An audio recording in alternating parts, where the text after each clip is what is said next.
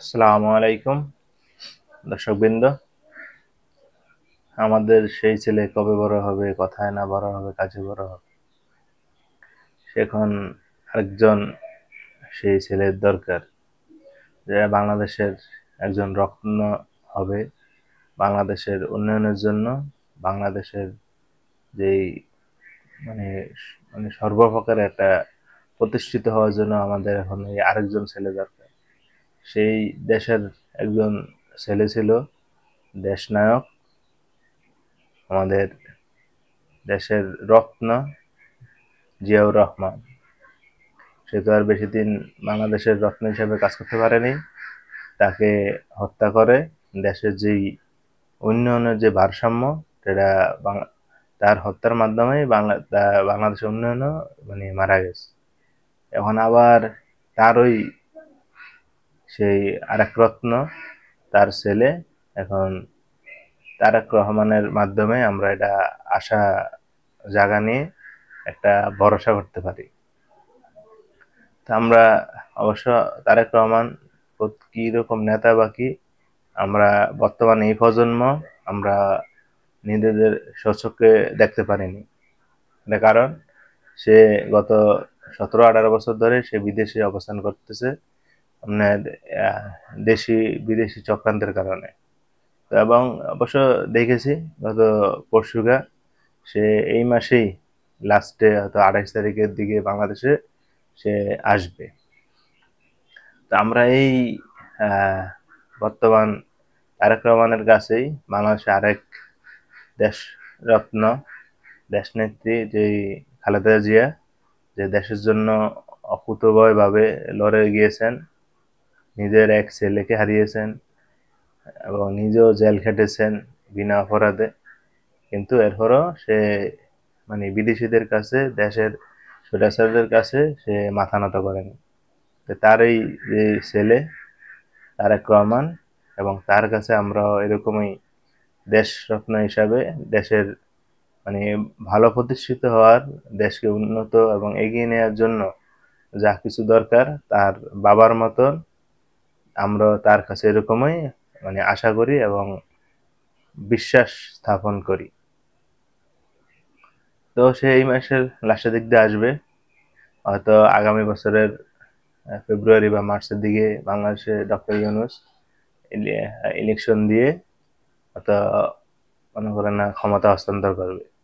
তো হয়তো বিএনপি আসার সম্ভাবনা বেশি, মানুষদের ধারণা করতেছে।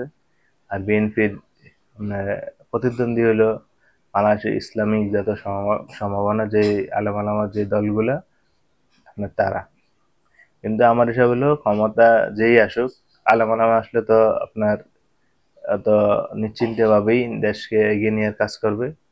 কিন্তু দলীয়ভাবে দেখেন, বাংলাদেশে দলীয়ভাবে কেউ আজ পর্যন্ত কোনো উন্নয়ন কাজ করতে পারেনি, একমাত্র জিয়াউর রহমান ছাড়া। তার যে ক্যাবিনেট ছিল, এমপি মন্ত্রী এবং বিভিন্ন অফিস আদালতে যে সমস্ত চাকরি বাকরি দিত, সে জেনুইন লোক ছাড়া এবং শিক্ষিত এবং দেশত্ববোধক ছাড়া সে এই ক্ষমতা হস্তান্তর করেনি। তাকে এই কারণেই মনে করেন হত্যা করা হয়েছিল, কারণ তার যেই প্রতিষ্ঠিত চিন্তা ভাবনা, এটা অবশ্য তার মারার পরে, তাকে হত্যার পরে বাংলাদেশে আর এরকম নেতা দেখেনি। আমরা আরেকজন নেতা, তার ওই ছেলে তারেক রহমানের কাছে এরকমই আশা নির্ভর করি। আমাদের এরকম কথা আছে, জিয়াউর রহমান তার নিজের আপন বোনের জামাইকে সরকারে চাকরি দেয়নি যোগ্যতা হওয়ার পরেও। কারণ মানুষ যদি বলে, তাই সে নিজে ক্ষমতা বলেই তার বোনের জামাই এরকম ভালো একটা চাকরি হয়েছে, না হলে কিন্তু পাইতো না। কিন্তু আসলে তার বোনের জামাই মূলত চাকরি পাওয়ার যোগ্যই ছিল, কিন্তু তারপরও সে ওই ওই কথা বলার কারণে মানুষ যদি এটা অভিযোগ করে, এই অভিযোগ না অর্জন করতে পারে এবং তার বোনের জামাই সরকারি চাকরি দেয় না, এরকম মন মানসিকতার লোক ছিল জিয়াউর রহমান। তো আমরা এরকমই তারেক রহমানের কাছে এই পররাষ্ট্র নীতি, দেশের আইন শৃঙ্খলা শুরু করে দেশের প্রতিটা আইন কানুন এবং আপনার শৃঙ্খলার জন্য সে তার বাবার ভূমিকাই পালন করবে। এবং তার মার যেই নেতৃত্বের গুণ, এই গুণ সে পালন করবে। তো দর্শক, আশা করি বাংলাদেশের পরবর্তী একজন যে জিয়াউর রহমান আমরা পেতে যাচ্ছি, বর্তমান যে লন্ডনে থাকেন, এবং এই মাসেই সে আসবে বলে আমি নিউজে দেখতে পেয়েছি। তো আমরা তাকে স্বাগতম জানাই এবং তার কাছে বাংলাদেশের প্রকৃত দেশপ্রেম নিয়ে সে যেন কাজ করতে পারে তার বাবার মতন, সেই আশা করি এবং তাকে সেই অভিনন্দন জানিয়ে, শ্রদ্ধা জানিয়ে আমার এই ভিডিওটা আজকের জন্য শেষ করছি। এবং আপনারা সবাই আমার এই চ্যানেলে পাশে থাকবেন, সাবস্ক্রাইব করবেন, লাইক করবেন, শেয়ার করবেন এবং কমেন্টের মাধ্যমে আপনাদের মূল্যবান যেই থিংগুলা আমাকে জানাবেন এবং আপনারা কি কি ভিডিও চান সেই ব্যাপারেও আমাকে অবহিত করবেন।